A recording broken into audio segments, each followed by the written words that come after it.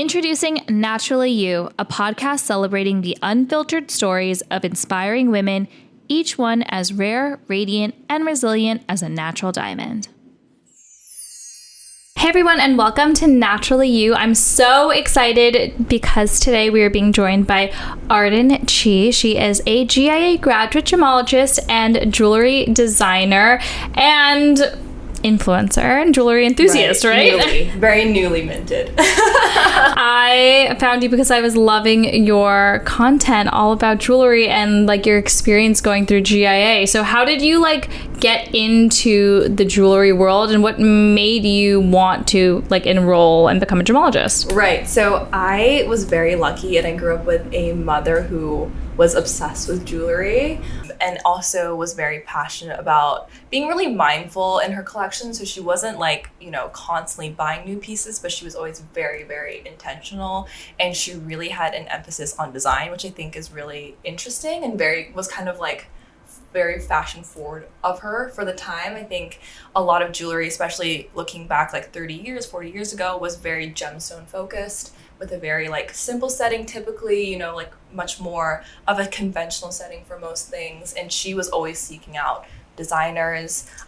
She specifically really liked the work of Laurence Baumer, who was at Louis Vuitton, for example, who pioneered their kind of high jewelry collection. And so she was always just showing me stuff. I was always going with her to stores, which was really fun. I was definitely very spoiled in that way to be really exposed very, very early. And specifically my love of colored gemstones and stuff that was definitely nurtured through those experiences. I remember very specifically there was an 8.88 carat orangey vivid yellow diamond that Laurence Baumer was working on, and that stood out to me. I still remember it clear as day. It was insane to see. I didn't know that diamonds came in different colors, and from there I was just reading books all the time, picture books, whatever I could find in the library. And so yeah, I kind of left that world for a little bit. I've told you, I majored in economics and mathematics in undergrad at Columbia. So yeah,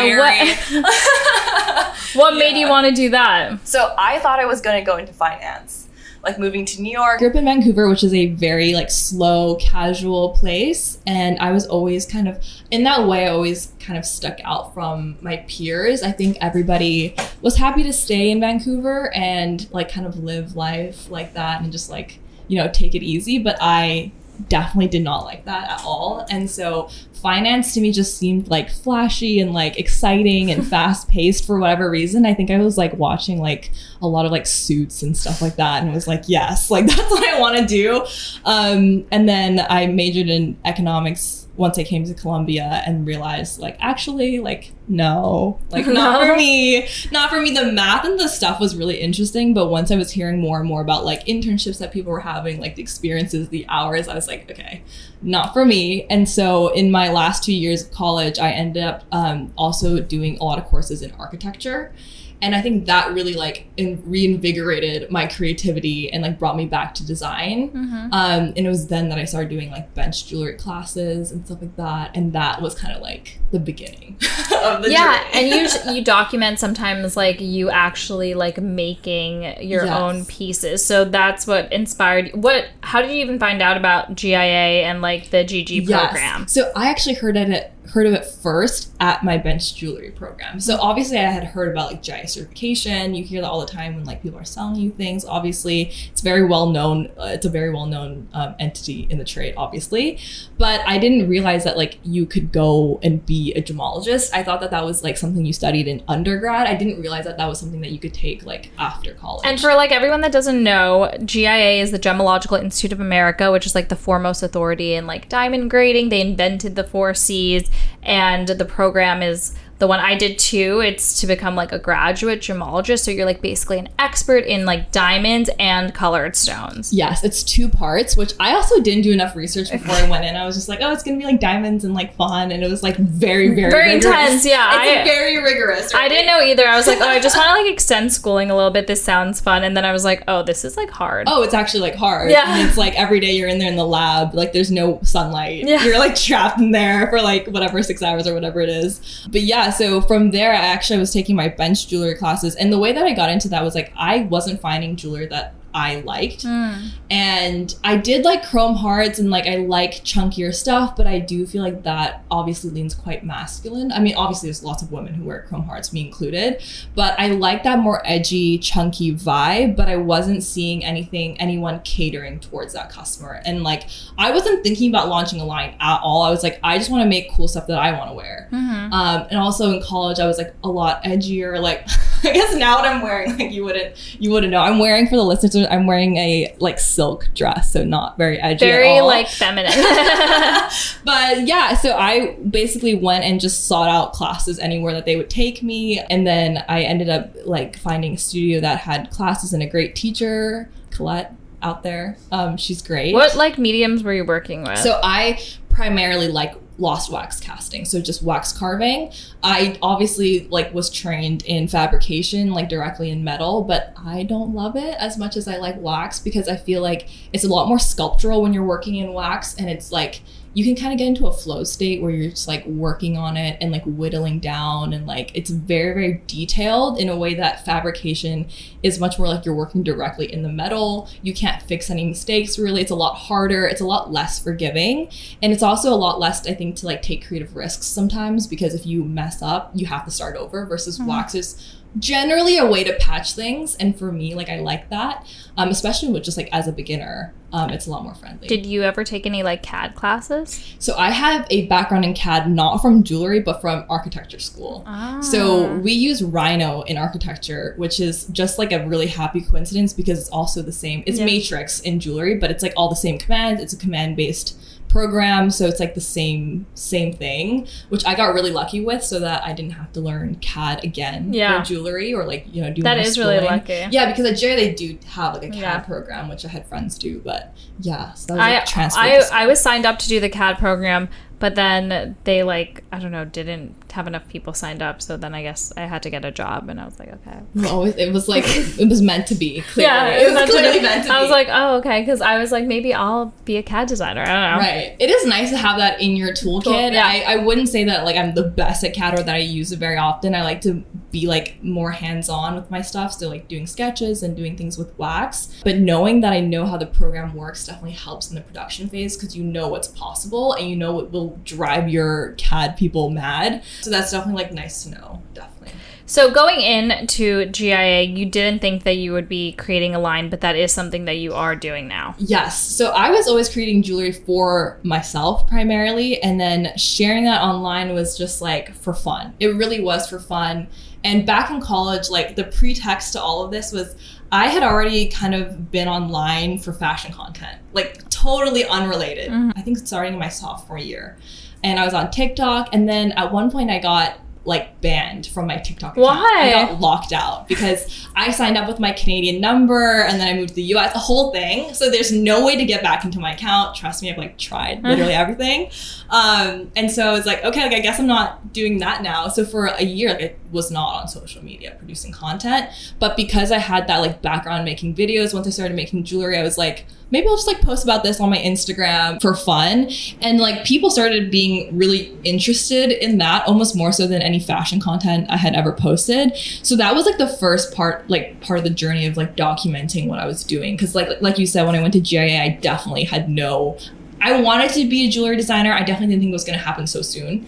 I thought I was going to have like several jobs, bounce around, but yeah. And you are like literally blowing up online right now. Like, what do you think resonates? Like, why are people like drawn to your content? I would say, I mean, that's always such a hard thing to nail down, because I've been making content now for like 4 years. And like, I agree, like it definitely has gotten a lot of traction recently. I think a lot of it has to do with me actually being passionate about the actual subject matter. And a lot of people do get the, GIA certification and for like the industry, and it's a great certification to have, but I don't know how many people really are like nerds about it and like really love the science of it. I know a lot of my friends, and they're great, like they're all very successful in their own fields, but they're like, I just want to get it and then be done with it and move on, and like they don't want to know about the science. But I think I've like for whatever reason, have an audience that's very invested in like knowing the nitty gritty and like all the science and stuff. And that's been super great. So I think sharing that. I also think it's like you have that, like, you can nerd out about something that you're an expert on, that you're like fresh out of school, and you are able to like communicate that to an audience of your peers, you know, because a lot of other people in the industry that are probably just as passionate or know can't like communicate properly too. Right, and it's really hard, honestly. It takes like a lot to like, you know, get the right angle and make it like digestible for people. I think it really comes down to having been fresh out of school and having to like learn it myself. Like if I was going to explain this to somebody, how would I explain it? Because that's the way I would study, is actually I would like read my notes out and explain things to myself. And that's how I would remember things. And it was always kind of like that same like format. And so when it came to filming the videos, I was like, this is like, I already have done this before, and it's like worked for me. And so I think that's why it like resonated with other people, because I try to make it as easy and digestible and easy to remember for myself. And so to share that with other people, I think it's a lot more approachable. I get asked this question a lot, like, how do you get like inspired to find new things to talk about online and in videos? Because are there just like so many things in like gemstones and jewelry that are going to interest people? Right. That is like, honestly, I'm not going to say like I'm always super inspired and like I always have a million ideas. I think it's definitely like anything creative where there's like ebbs and flows. And I will say, like, I think it's nice that I'm able to introduce like not just gemology, but also like jewelry history, talking about historical pieces, talking about current events, like certain like celebrities. Everyone's getting engaged. Like people are always getting engaged. And you're kind of newly engaged. Yes, pretty much. Like it's been a year-ish, kind of. So, and you designed your own ring. Yes. So tell us about like your creative process on how did you like even go about that? Right. So like controversial take, which is that if I'm going to wear it every day, I'm going to want to design it. Yeah. Like, I don't think that's controversial. I feel like, yeah. I think I'm seeing more of it now. I feel like most people feel that way, but they're like scared to be too involved, even though like it is important and you should love it. No. And I would say like it's a trade-off. If you want it to be a surprise, then you kind of have to be like hands off. I think like maybe I'm just crazy, and I was like, no, like I want to know every single thing about this. Like I need to know for sure what I'm getting. And so he picked out the stone. Well, I brought him and I was like, I want this diamond. And then he was like, okay. So you picked the stone.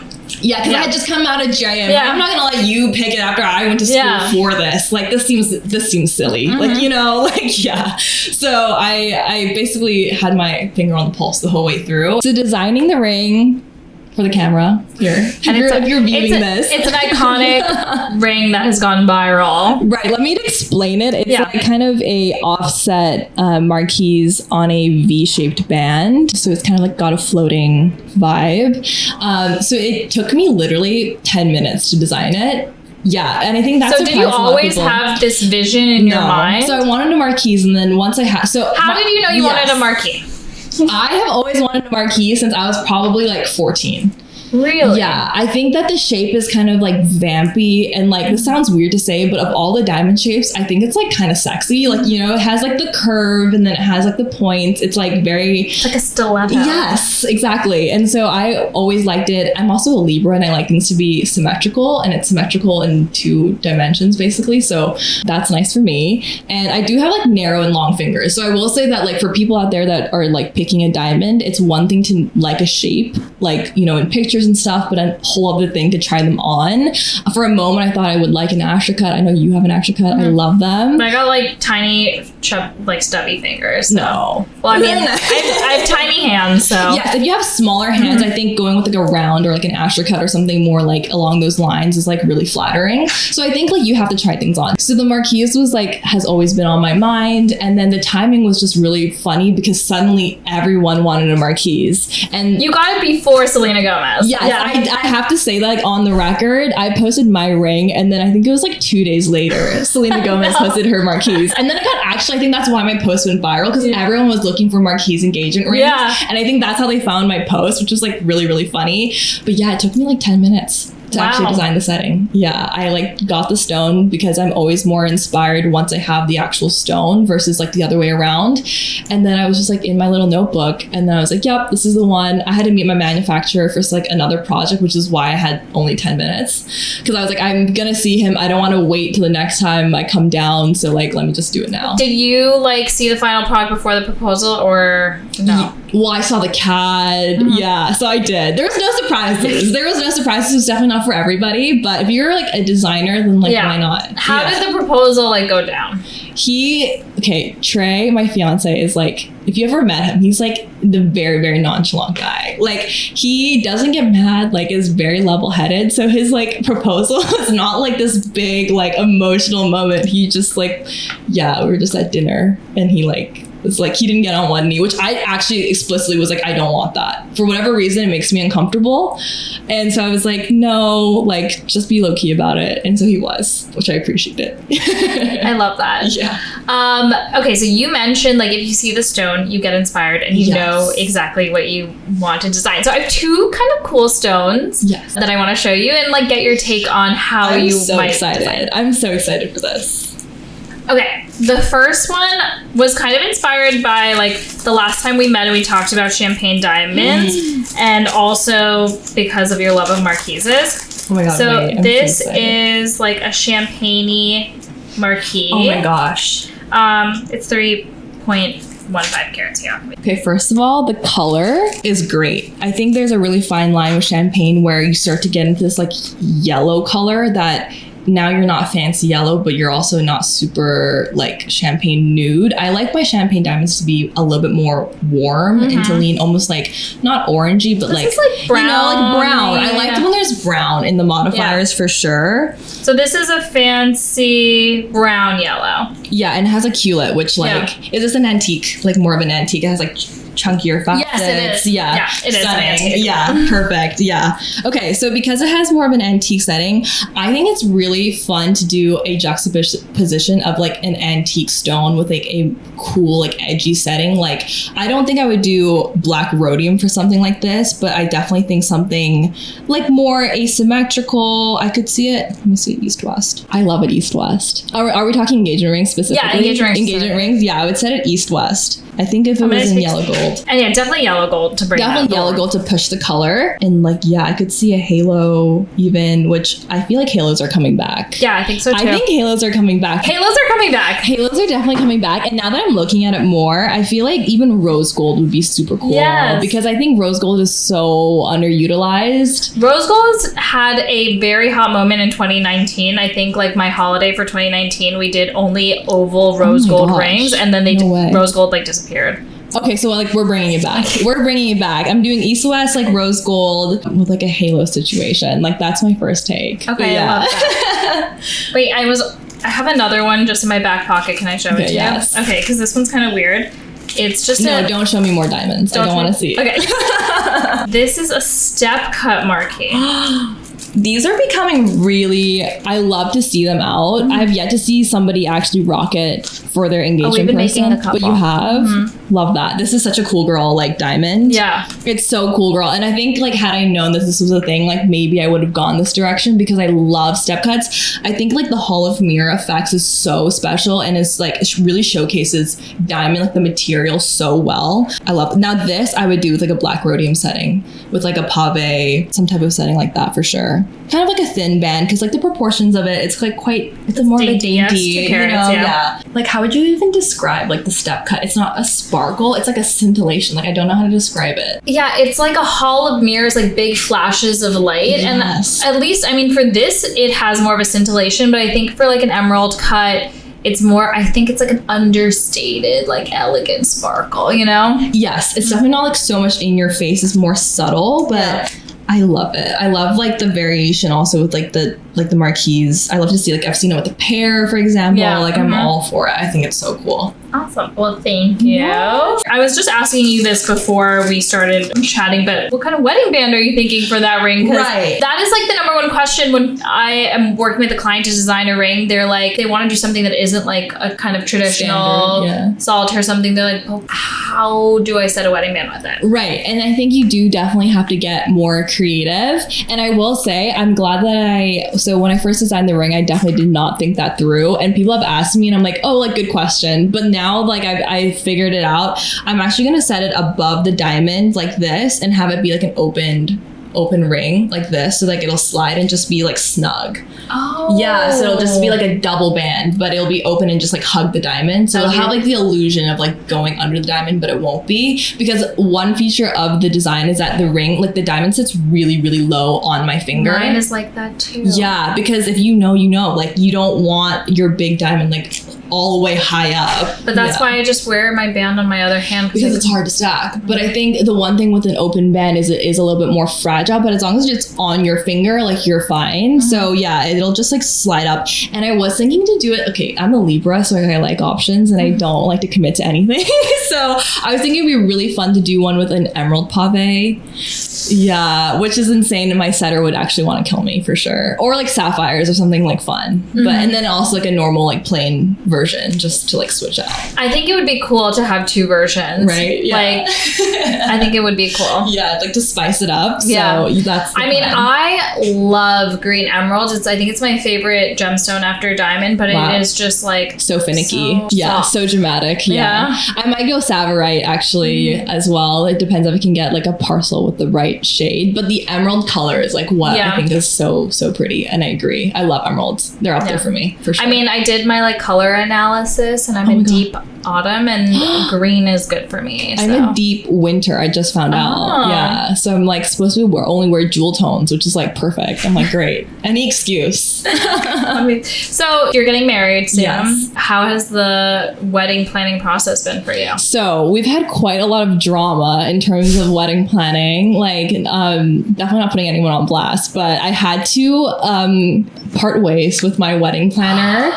No. Quite early on in the process, they tried to raise their rates on me once we had already signed a contract. It was just bad. Honestly, Bad vibes. like finding the right wedding planner was really, really difficult. Yeah, and like we've talked about this before, and it's like a thing in the wedding industry that I think more people should be talking about. But I think a lot of times people will kind of try and take advantage of the fact that like this is like supposed to be the best day of your life, and you've never done it before, so you don't like know the pricing. It's kind of like engagement ring shopping, which is like why your business is so amazing. Wedding planning needs disruption and transparency. Yes. Yeah. Wedding planner. Yeah. Yes. It's like, oh my God, no, Yes. I could never. Can you imagine? No. But luckily the venue that we end up going with, I'm getting married at the Metropolitan Club here in New York. They are quite full service. So luckily I don't need that much external planning, which has been really great. So I've taken it over. Oh my God. Now I'm doing everything. You're the wedding planner? I'm basically the wedding planner. Yes. Yes. I'm the wedding planner and the bride. How did you pick your venue? Like, did you always know you wanted to get married? I definitely wanted to get married in New York just because me and Trey met in New York and both of our families like are not here, and so having everyone go to like a destination wedding like just seemed like stressful, especially knowing that I'm going to be planning it. I was like, let's keep it local. I'm also kind of like not like a type B bride, but like I'm definitely more of like a low-key person. I don't need it to be like 5 days. Like I don't need it to be a week-long celebration. Obviously, if you want to do that, have fun. I think that's so fun and amazing. I'm just more of an introvert, and I know my social battery would be dead on day one, and then I would just be miserable for like 4 days. So we ended up just like wanting to keep it local, but we love like the Gilded Age kind of vibe, like the marble in there, like very opulent, and like it felt just like very cool and kind of very New York, obviously. Are you gonna do an after party at Paul's Baby Grand? Oh my gosh. Yeah, no, we met, for those of you who don't know, me and my fiance met at Paul's Baby Grand. Yes, which is I think so funny, like especially nowadays where everyone's like meeting on the apps, which I think is like obviously way more normalized. I think it's really funny actually. I get like weird reactions sometimes. We're like, no, like not. We were literally talking about this like yesterday about like how dating now is so different. There's that TikTok of like girls stealing guys like sweet green salads to like meet in person. Oh my gosh, creative. Yeah. Yes. I mean, you have to get creative. I mean, you told me you, Trista. I literally followed Kyle home on the subway after GIA. I know, that's an amazing story. I feel like that's so on brand. And so I was like ahead of my time stalking. Yes. No. So we met at Paul's Baby Grand and we had no mutual friends, which I think like freaks people out. Which is genuinely, if anyone told me that was how I was going to meet my husband, I would be like, no, you're lying. like, absolutely not. That's insane. No. But you don't get a choice sometimes. Like, you gotta do what you gotta do. And you just picked out your wedding dress today. Today, literally, as of recording, like maybe like an hour ago. And it's like literally the most stunning thing I've ever seen. So. I would say it's like definitely, it makes sense if you like, I'm a jewelry designer. I could, not to spoil it, but it's giving. Yes. Yeah. What been like some of the most challenging things with planning the wedding and some of the most fun things? So I think finding the vendors and vetting vendors is so hard because like you have to interview so many people. It's very time consuming, I definitely will say. And you might like someone's work and then meet them and be like, actually, like I don't vibe with you. And on your wedding day, like you don't want that. Like I feel like you should be on the same page as everyone. It's hard to really want to be understood, especially if you're like me and you have a very strong like design mind and you are very particular. Trying to like communicate that to somebody sometimes is like challenging. So I definitely would say like finding the right fit. I mean, that's like the whole name of the game, I think. So did you always have like similar to your ring? Like, did you have a vision of how you pictured your wedding always? I never was a girl that like dreamed of getting married. And I think I never thought I was going to get married young because I'm like 22. Yeah, that's so young. Yeah. So what made you like be like, let's get married? That is so young. I think we like brushed over that. Yeah, I'm like a child bride. But like Trey is also very young. He's like 24. So like wait, and they're saying everyone's like Gen Z like isn't getting married. They're getting married late. So that's like not, is that true? Like, I actually weirdly like, I don't know if this is my friend group, but I know at least 2 other people in their like 20s, like one's 25 and like one's 24 getting married. I'm definitely the youngest person I know, but I think it's just like if we wanted to just like low-key get it over with, like better now than later, I guess, while we have time, because I feel like we're both just gonna get busier and busier, and like planning a wedding when I'm like in the thick of it, I think would be crazy. Yeah. So Gen Z is getting married. We're getting married. No, fear not. Okay, so I want to show you a couple different engagement rings, and you can tell me like what kind of person, lady. I love this. Wears this ring. Yes. I've been doing this with like Trey, like watching Sex and the City. And I'm like, yeah, I love this. Okay, this is the first one, which is an emerald cut with tapered baguettes on a platinum. Okay, like obviously Paige Lorenz just got engaged. I'm sure you saw. Yes, with an emerald cut on a solitaire. Solitaire, just like Sophia Richie. So I think this is like very much like the classic bride. So classic, very, very chic. Kind of, I would imagine this bride to wear like a Vivienne Westwood dress. Like not too much of a train, not too much drama. She knows what she likes, is particular.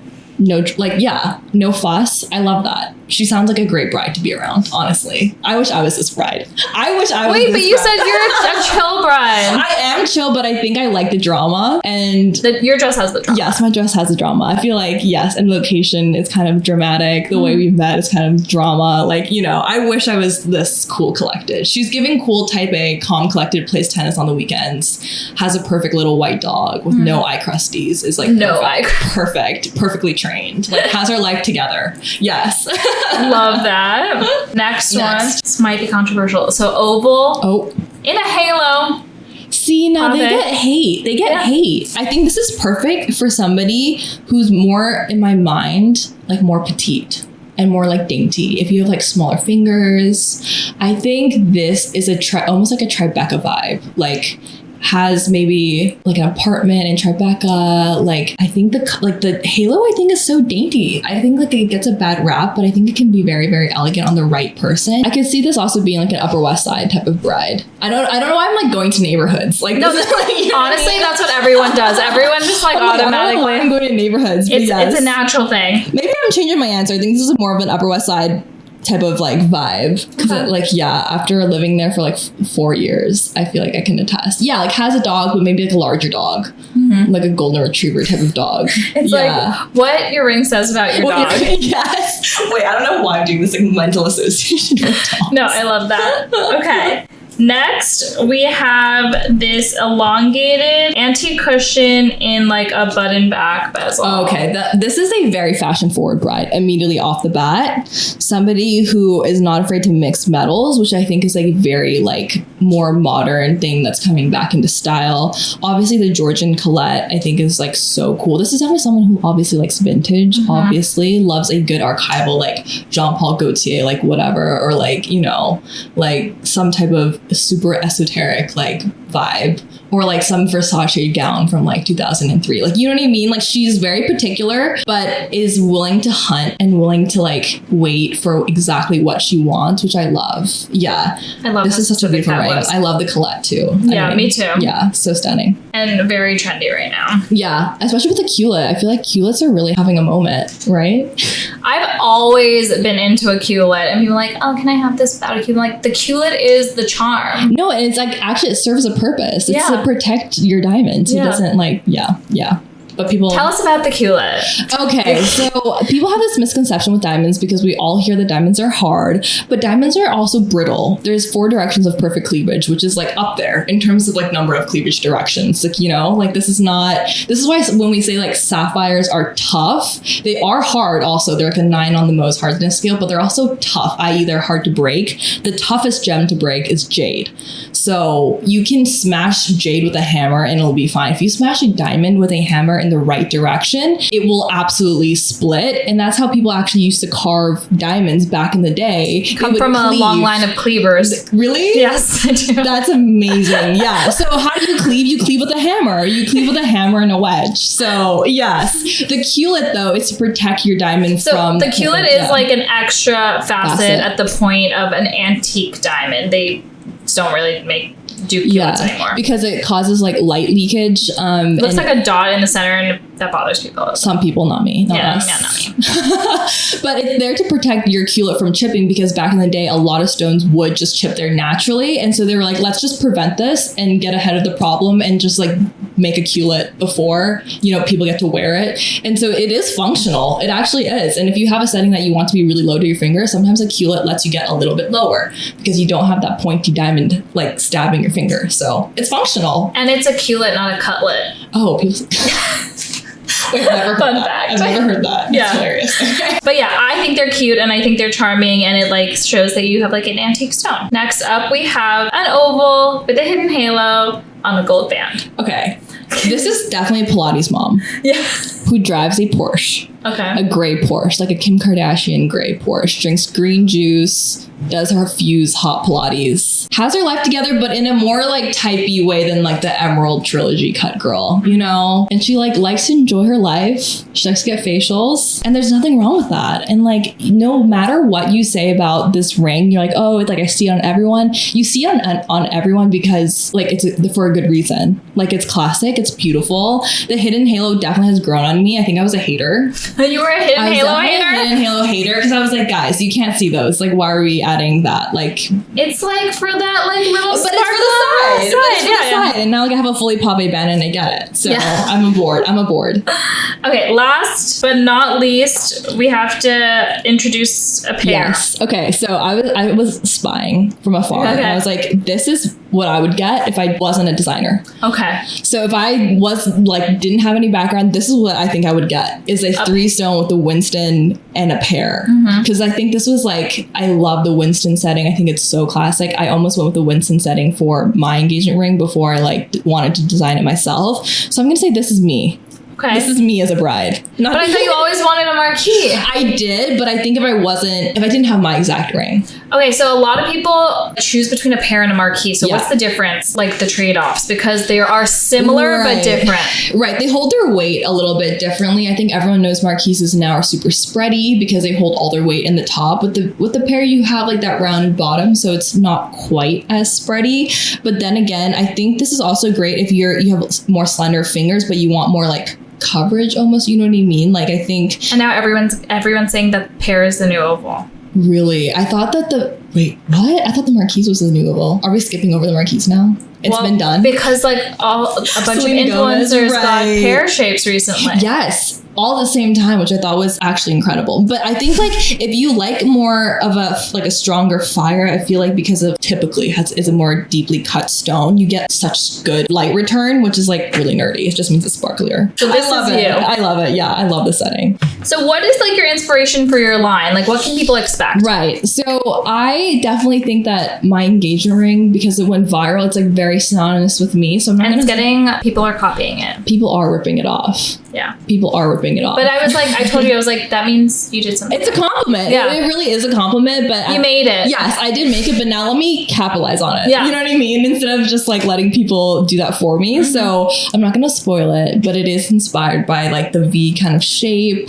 I think people can expect like that kind of similar, like kind of edgy, but more refined, sophisticated vibe. I think we've come a long way since my Chrome Hearts days, but I still kind of like to keep that edge, but keeping it still feminine and wearable and approachable, I think is really important. And also colored stones. Yeah. So not just diamonds. What are your favorite colored stones? Violet spinel.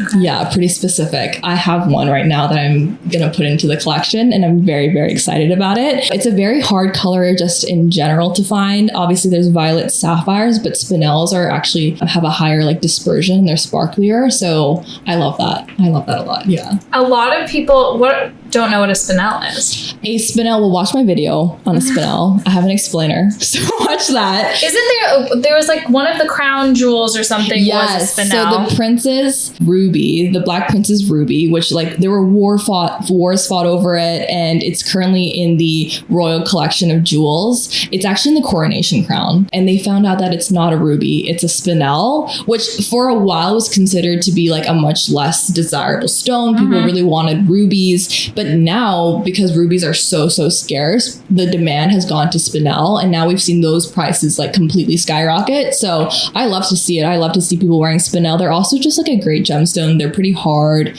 and they're also more like you said, like they have more sparkle to them, which is great. And I think people don't even know that rubies and sapphires are the same. They're like sisters. Yeah, sisters. They're both corundum. Yeah. They're just different colors. Different trace elements. Yeah. We can nerd out later. Yeah, get into trace elements. Yeah. Okay, tell me, what do you predict, like if you were trend forecasting for jewelry, bridal, non-bridal, like what do you think are like the new hot trends? Okay, this might be an extended take, as in like it's going to take a few years for this to happen, but I think starting maybe like 5 years ago, chunky has been everything. Everyone wants super chunky. There's always been a demographic that wants a more dainty like set type of like style, but for so long it's been yellow gold, number one, super chunky. But I think with yellow gold prices like skyrocketing, we're gonna be now platinum is like quote unquote affordable, relatively speaking. Literally, did I not say this? I've been saying this. No, and I think the reason why people didn't want to do platinum was because of the price. Yeah, and now we're seeing those prices kind of like level out, and so I think people are going to go back into a more like dainty, not super dainty, but definitely more like, you know, skinnier and like more low profile, whatever, and also in platinum. And I just want to say that I did not talk to you about this before. Did you say the same thing? Literally, okay, that's exactly for a lot. Okay. And people don't know platinum is 30 times rarer than gold. Way more rare. And now like a third of the price. Yeah, and it's also a super cool metal to work with. You have to have a completely different skill set to work with platinum, actually. So it takes more skill, which is I think also why some brands don't want to work with it, because it is demanding. No, it's way harder to work with, and a lot of people like don't know how. But it's definitely more secure for your diamond compared to gold. Your diamond can eat away at gold pretty quickly, but platinum is like a super cool metal if you're like into that kind of thing. Okay, platinum, dainty. Yes. What else? Okay, halos. I think cluster rings, like I mean, to be specific, I don't think we're gonna see that like really fine halo kind of come back for a while probably, but like think of the Victorian kind of cluster, or think of like Diana's engagement ring. I've kind of a halo. Yeah, you have halo with the baguettes. Yeah, I think we're gonna see more interesting halos. I love the baguette halo, by the way. I think that's so cool.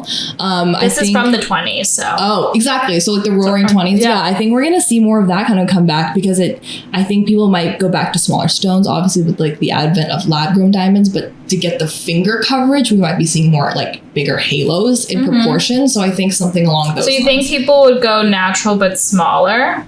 I think so.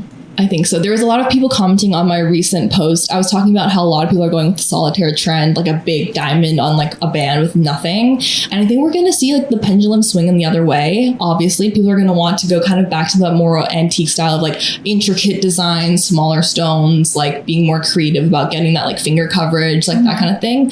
But we'll never know until we see. Yeah. Okay. Anything else? I think colored stones. I feel like everyone's been saying that, but like that's kind of a given, I think. Yeah. For more bridal or like everyday jewelry? I think there's more knowledge about different stones beyond the big three, like emerald, sapphire, rubies. I think a lot of people are more interested in like, you know, different colors, like different colors of sapphires, even like green sapphires, orange sapphires. So sapphires come in every color of the rainbow. Yeah. So I think more and more people are going to be gravitating towards differentiation through that, you know, as a means of differentiation and standing out. I think because everyone wants to be unique, and I think that's not going to go away.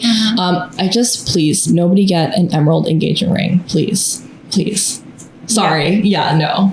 A green emerald. A green, emerald engagement ring. Not an emerald cut, but yeah, no, it is not going to last. It's not going to last, and it breaks my heart, and I don't want that for you. Yeah. Especially as someone who loves green emerald. Yes. I've made a few like trois mois rings, and a lot of our clients are like, oh, I want a green emerald and whatever. And I'm like, that's fine. You're going to have to replace this stone because like it's not going to last. If you are making that decision knowing that, then go for it. But I think like, you have to know. You can't wear it every day on your hand. And there's other gemstones that look like emerald that are way more durable, i.e. Savorite, guys. Yeah. Savorite. Which is type of garnet. Yes, a type of garnet. Very cool. Yes. I liked it because my birthstone's garnet, and I don't really like garnets, like the red ones. So I'm like, I like Savorite. Savorite demantoid. Yeah. To get even nerdier. Yeah. But I love those colors. When are you hoping to launch your pieces? Around October. That's soon. Which is soon. Yeah. So I'm already like, you know. How many pieces are you launching with? Are they like one of a kind, or like can you like order? Like what's the vibe? Yeah. So I'm gonna have a few bespoke, like one of one, ready to ship items, and then everything else would be on a made to order, like by, you know, you would pay and then you would wait, like the lead time is probably 4 weeks around there. Not bad. Yeah, not bad.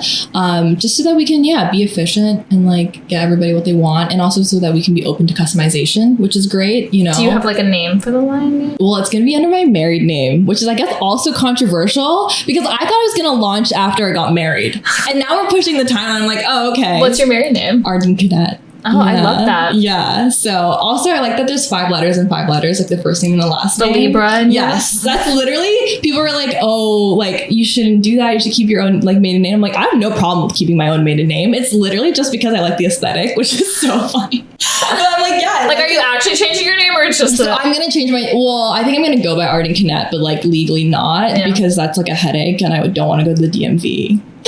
Yeah, if I can help it. Yeah. I literally never changed my name. You never did either, but do you go by your married name now, or like no? Because Olivia Simon, I just felt like Olivia Landau flows better. Yeah, and like everything's kind of like registered in my name, so it'd be like really complicated. It would be complicated. It'd be too complicated. But my son has my husband's last name. Yeah. No, I think I definitely.